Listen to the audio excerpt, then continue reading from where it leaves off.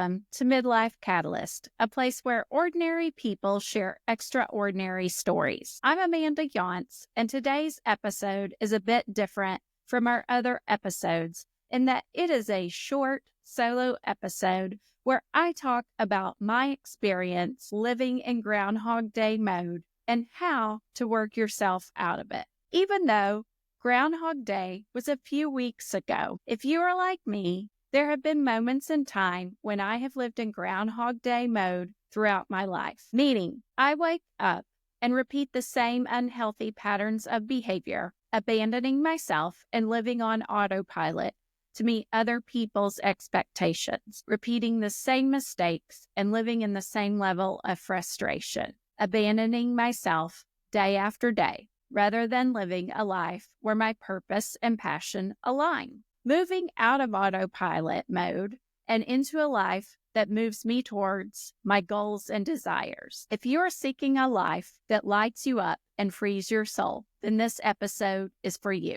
If you find this show or this episode helpful, be sure to like, share, leave a comment, and leave a review on the platform where you watch and listen. All platforms can be found at the Midlife Catalyst website, midlifecatalyst.net. And for more resources and information in regards to the show, visit my Substack, amandayance.substack.com. Thank you for listening. I lived in Groundhog Day mode for about 20 years of my life. I was living in Groundhog Day for about 20 years, and Groundhog Day would come around every New Year's. I would write out these New Year's resolutions like most people do on January 1st or somewhere in January. And they would be the same 5 resolutions or goals every year. I know that because I'm a big journaler and I save them all and I still have them and look at them and look back and go, wow, that's how I know, because I studied myself. So the same 5 of lose 10 pounds, save X amount of dollars, look for a new job, and, drink less, and then set up some rules around drinking less, as in only on the weekends, only this, only that. And year after year, I would do the same resolutions, and you'd get right back to the start. And maybe I'd gone 6 weeks, 8 weeks, and had lost 10 pounds, but I'd gained 15 back. I'd saved some money and then spent more. I had stopped drinking for 3 weeks and then totally went on a 6-day bender, right? What I was addressing, they were terrible goals, okay? I'm not a fan of SMART goals, but there was no part of SMART about it. There weren't conditions. It was just vague into the atmosphere. But what I was addressing were superficial layers. They weren't really the problem behind the problem. This fall, I did obtain my lifestyle and wellness certification, which at this point I think is a little bit of a dirty word and politicized. So I don't even put it on my profile anymore. People automatically see the word and think it goes one direction. Within the medical model that Harvard uses of the program I was in, there are 6 pillars to lifestyle, your lifestyle pyramid. So there are 6 pillars. I would say when we say the word wellness, there are 8 different areas of wellness. So if someone says you need to make a wellness goal, you need to actually make about 8 wellness goals, because there are different subcomponents under wellness. That's why I feel like we put a lot of fluff into self-care and wellness, but we don't actually drill down to the problem. Same thing on lifestyle. So I was making these resolutions and I wasn't actually addressing the lifestyle pyramid. Within the lifestyle pyramid, there are 6 pillars: avoidance of risky substances, sleep, diet, exercise, stress, and social connection, which I was trying to do today. So I was looking at layers like exercise, diet, stress. The crux of my actual pyramid was when I finally really got drilled down. And at the time, I had no idea that it was the base of my pyramid. But for me, it was avoidance of risky substances, meaning alcohol. So once I got sober and have continued to make that the base of my lifestyle pyramid, guess what? My sleep got better. I did lose the 10 pounds. Now, did I lose it immediately? No. But have I lost it and kept it off after 5 years? Yes. Has my stress reduced? Has my social connections improved because they're now authentic? They're not random people at a bar. All of these things built. When we're looking at what are our goals, what are our resolutions, whatever you want to call them, we have to drill down to the problem behind the problem. It took me a long time to realize that, obviously. And I think in working with people, it's the same thing. There's no program that's going to sell you on it. You just have to get sick of your own bullshit. You can get it. This is why I'm so over all of the let me sell you something, because you can get a coach, you can get a quick fix, and it will work for about 6 weeks, 6 months, but it's not going to work for 6 years. You've got to change the habit and the actual structure of your program. Then you go back in and look at those micro things of what do I need to do now? Now that I've got my base, what do I need to do within each of those areas? And so that can look very different for every individual. I'm not saying every individual needs to stop drinking alcohol. That's not the base of their pyramid, but you have to identify what it is. So for me, I stopped doing New Year's resolutions a long time ago. I have intentions. I have things I want to improve. I was very specific in January and I drilled down to what is making you feel bad. That's the thing I want you all to think about. What is actually making you feel bad? What I realized was I was binging Netflix, okay? Because it was snowy, it was cold, but again, I have a very addictive personality. So one was never enough. I was going to watch the whole damn season in a night. Well, then it kept me up till 2 a.m. and I literally felt like I had a hangover. And I'm like, why are you doing this to yourself? And I can justify it in, well, I'm not shopping, I'm not spending, I'm not doing harmful things like drinking but yet it still makes me feel bad. Then it makes me not sleep well, not eat well. I'm cranky and I'm not getting the work done because I'm in such a brain fog. I put up very strict boundaries in January of I'm just not doing it. I am replacing the Netflix binge with reading. So I would read at night instead of going down a season hole. And it really did help.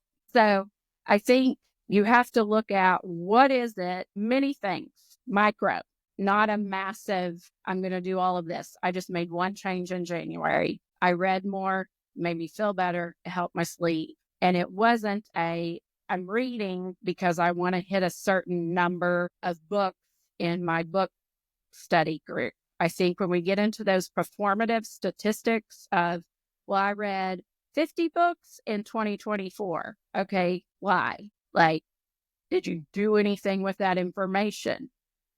Or did you just do it to say you hit a number? So it's the why behind why we're doing something. I actually I like the books. I reference them in my writing, but I no longer hold myself hostage to a number count because it made me feel bad. And it was like, why do I need to read 40 books? What does that prove? Nothing, because I've done nothing with the information. I can't even remember half of them. So when you're setting up your goals or whatever you're reflecting on, why do you want to do that? Why do you want to hit 10,000 steps? So you win your work challenge. Reading should be for enjoyment or education, not performative. There are people that it's like, okay, I'm reading this because the book club's reading it. I have no interest in this book. Why would you do that? Find another place. Okay, I'll get off the reading soapbox. The end of January and into February, most of you know my addiction to coffee really got out of control because it was like -5 degrees here. I justified that I could drink coffee all day long. But again, it made me feel like crap. It ramped up my anxiety. I know this. I know these things, right? Okay, so what do I need to do? I need to get off autopilot of I'm getting out of bed and I'm going straight to the coffee pot. I set a glass of water at my bed. I drink the water. I halt. I wait. And I'm working towards, I won't say I have it mastered, but it's gotten a lot better. And that I wait an hour into the morning before I have a cup of coffee. Then I'm finding I'm drinking less coffee. So that is my goal. That is my groundhog reset for February moving forward. So is there some sort of small, that's not a huge lose 10 pounds thing. That's a small micro habit and routine that you can change to reduce your overall anxiety? Is there something like that that you can think about? And if you know it, drop it in the chat. And if not, reflect on that. I don't love the vagueness of habit trackers, but I think they're a great way to gather data for you to know what you need to pinpoint to change.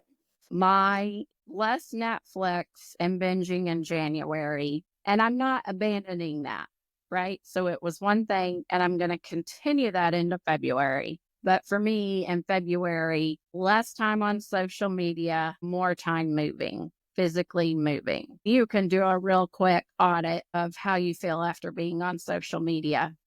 I think I would justify it at times. A lot of my friends are on, my groups are on. That's why I didn't want this group to be on Facebook, right? Like, I want to connect with people. I need to advertise. It's how I need to engage and do business. But that's not what I was using it for. And it left me feeling, again, like crap, like so bad. Again, pretty similar to how, like, after drinking made you feel. Like, I feel worse. I'm anxious. I'm depressed. I'm all the things. I would use it as a reward of like, okay, I worked for 8 hours. Now let me just go take a break, or let me go post this. And while I post, I end up going down a rabbit trail, as opposed to I should have taken an exercise snack break. That's my favorite term right now. As opposed to a snack break, I needed to take an exercise snack break of a quick 10-minute, get up from your computer, stretch, do some quick weights. Do you have an exercise band? Is there something you can do physically to get that out? Not, I'm going to exercise for 2 hours, which is what I do. And it's probably what I'm going to do when I get off here. So I'll just admit it and own it, because it's such a nice day. But are there quick snacks, bursts that you can do that are the replacement behavior for social media? Or if you want to get moving more, is that a way to get moving? I've got to stretch more. I'm horrible with stretching. That's why I had an injury, because I don't do it. And the older you get, I'm realizing I need to be doing this. So I'm trying to make those my breaks as opposed to the social media. We'll see how it goes. I'm going to track that. But it's not something earth shattering in that I'm going to totally turn off social media, or I'm going to work out an hour a day. I'm just going to do small incremental things and see if I can stack that and build the momentum. That's my goal for February, 10 minutes at a time. And again, it's not performative of I'm keeping up with people on steps in my Garmin group. It's more for my mental sanity. It's more to get me moving. It's the point of why I'm doing this. Because if it's just to hit a number, it's not going to be a long-term change. And that's what we want, is long-term lasting change. That's where we get all the habit reset wrong. Okay, so reflect on literally one thing, why you want to do it. Why you want to make that your thing in February. What are you working towards? What are you hoping to gain and replace? When you're doing it, don't just track, I did it. How did it make you feel? Not, I hit this number. How did it actually make you feel? Balance, meditation. I keep my stones. I actually have them all over as a reminder when I'm going down whatever trail it is to stop, to breathe. Do I need to meditate for a bit before I order a pizza? If I do this first, how will I feel afterwards? Will I still want that drink or whatever it is? Usually no. it usually gets me back into, okay, you're good. I think lately, and we've got to do more of that and less social media. And on the spending list, absolutely, I have to stop. It's the visual cue. Stop. Do you really need this? Why do you need this? What hole is it filling? What void are we trying to fill with this behavior? I truthfully don't have the answer because life is so hard right now, on so many levels, that I think the fact that we're just here and showing up, we deserve some reward, right? In some regards, it's just finding the replacement that actually doesn't leave you feeling like crap. But it's very hard right now. It's hard to maintain and keep that balance. So that's why I don't believe in any of these programs that say, join my 45-minute session, it will change your life. Because everyone's definition is different, everyone's qualitative is different. Everything that someone needs to work on within your pyramid is different. There isn't a one solution. And so anyone that tells you that is full of crap. I'm sorry. That's why I'm not a good wellness coach, because you can't just hop on and say, do this method and it's going to work, because we are all unique individuals and we all have different routine and structures. I can tell you about my morning routine all day long, but if you're a night owl, that's not going to work for you. I do think having the routines that work for you, which take time, collecting that data, tracking those habits and behaviors, is what's critical. But going by someone else's formula isn't going to work. And it's certainly not going to work in the long run.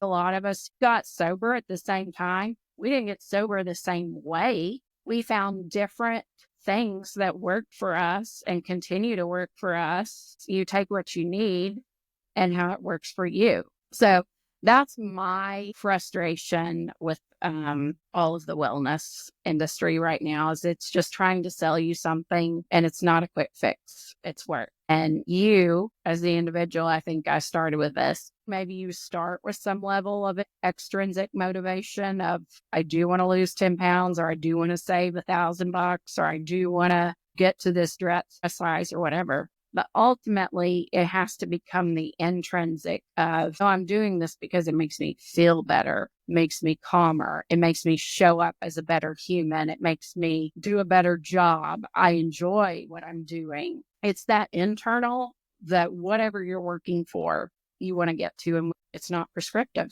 It's hard.